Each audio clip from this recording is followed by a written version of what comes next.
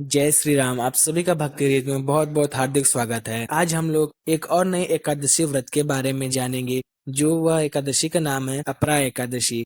इस व्रत को सुनने मात्र से भी आप लोग पुण्य की प्राप्ति कर सकते हैं। इस व्रत को पूरा सुनिएगा। तो चलिए शुरू करते हैं। युधिष्ठिर जी बोले, ज्येष्ठ की कृष्ण पक्ष की एकादशी का नाम क्या है? उसका महात्म मैं सुनना चाहता हूँ। हे जनार्दन, कृपा करके उसे कहिए। श्री कृष्ण जी बोले, हे राजन, तुमने लोगों के हित की कामना से अच्छा प्रश्न किया है। यह एकादशी बहुत से पुण्यों को देने वाली और महापापों का नाश करने वाली है। इसका नाम अपरा है। हे राजेंद्र, यह अपरा फल को देने वाली है। जो अपरा का सेवन करता है वह लोक में प्रसिद्ध हो जाता है। हत्यारा, गौ हत्यारा तथा पराई निंदा करने वाला तथा पराई स्त्री से प्रति प्रेम करने वाला। हे राजन, यह सब अपरा के सेवन करने से निश्चय करके पाप रहित हो जाता है, यानी कि पाप से छूट जाता है। जो झूठी गवाही देता है तथा जो झूठे प्रमाण देता है तथा जो निश्चय कम तौलता है, जो ब्राह्मण झूठे वेदों का पाठ करता है और जो झूठे शास्त्र बनाता है और जो ज्योतिषी झूठी बात कहता है और झूठा ही वेद बनता है, ये सब झूठी गवाही देने वालों के समान है, के निवासी हैं। हे राजन, ये सब अपराध के सेवन से पापों से छूट जाते हैं। जो क्षत्रिय अपने छात्र धर्म को छोड़कर संग्राम से भाग जाता है,